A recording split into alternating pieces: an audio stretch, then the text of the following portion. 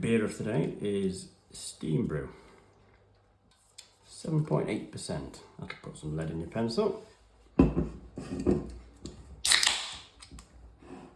Now, can't have a decent beer without a good book. Went to RPMS Telford at the weekend, picked up some of these from Pen and Sword Books, I think it was.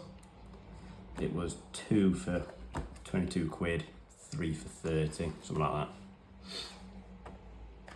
Lots of different topics, mainly of all the fun kinds. We've got Chieftain? I think I haven't even had any beer yet. Chieftain, Challenger 1, and squeezing Challenger 2, like a fat kid in a lift.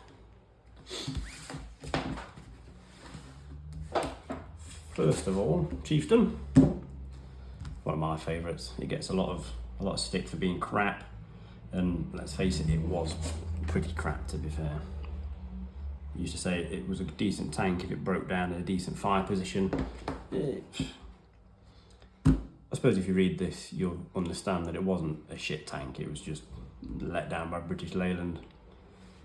And if you don't really know who or what British Leyland is, go and ask your dad, and he'll pull the same face that everybody else does when they talk about British Leyland. Dad, what was British Leyland like? Oh God, it was shit. There's a Top Gear episode, I think, where they all have to buy British Leyland cars, and they're all awful. They all break down a lot, and they're all pretty dire. Chieftain, made in the 60s. Proper old school Cold War technology. In the back was a British Leyland L60 multi-fueled engine, which really was the downfall of it. I don't know if it mentions it in here, probably does somewhere. But it was a multi-fueled engine.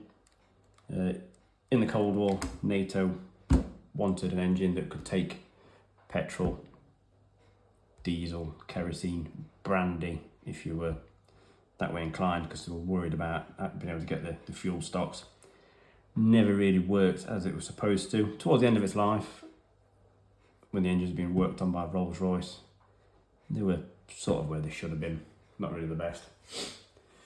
They got let down a lot because, thanks to the government at the time, Chieftain spent most of their life parked on a tank park somewhere, not getting used because fuel was so expensive back then. Like it is now, it's even worse now. So they spend a couple of weeks parked up. All the seals and stuff inside the engine would shrink or perish, and all the oil would leak out and they'd go bang. Purpose of a seal? Nope, you're wrong, it's to convert fish to shit. But these books are quite good, lots of information, lots of drawings and marking ideas and history on the vehicle. Interestingly, Chieftain never fired a shot in anger, for the British anyway. It was used by the Iranians. I think the Iraqis captured a few, used by the Jordanians, I think, and some other war places. On the front, you've got one of the very, very early sort of Chieftains, and you've got Berlin Brigade camo, and then later marks with the Still Brew extra armour on. And the extra armour packs were just your general steel armour. Not much like, nothing like what's fitted Challenger. Yeah, I'd surrender as well. That's the Chieftain one.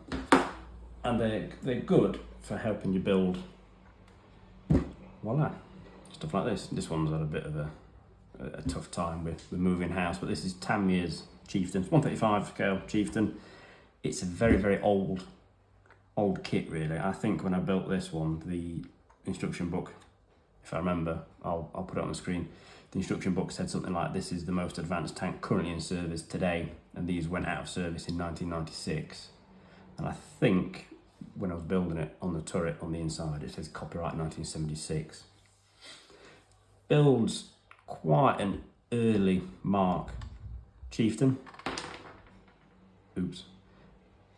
Whenever I'm building, I always go for the rule of cool. So did Chieftain crews keep Rammel on the engine decks? No, they didn't really, but I've put it there because I like it. In 1970, was this mark of Chieftain painted in this camouflage as if it was in Germany. No, it wasn't. I've done it anyway because I like it. Quite an easy, simple kit to build, really. You could build it in a weekend, provided your missus and kids don't keep asking you to do things that you're supposed to be doing instead.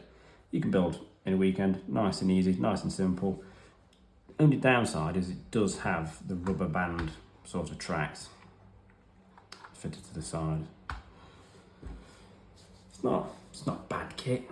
It's quite an easy kit to build, really. And going back to the rule of cool, if you want to build something so that it looks a certain way, go for it. If you want to paint a Chieftain, paint it bright pink and call it Pink Panther, go for it.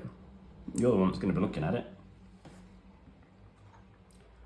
All in all, though, it's a simple kit, but it's quite nice. Got some nice details to it. It is let down a little bit, you know, your engine decks quite basically moulded. You can get more modern kits. I think Takom do a Mark 10 variety, which is a bit more in detail, but it's got individual track links on it, which I don't like them. They give me the heebie-jeebies. Yes, they're more detailed, but nah, not for me.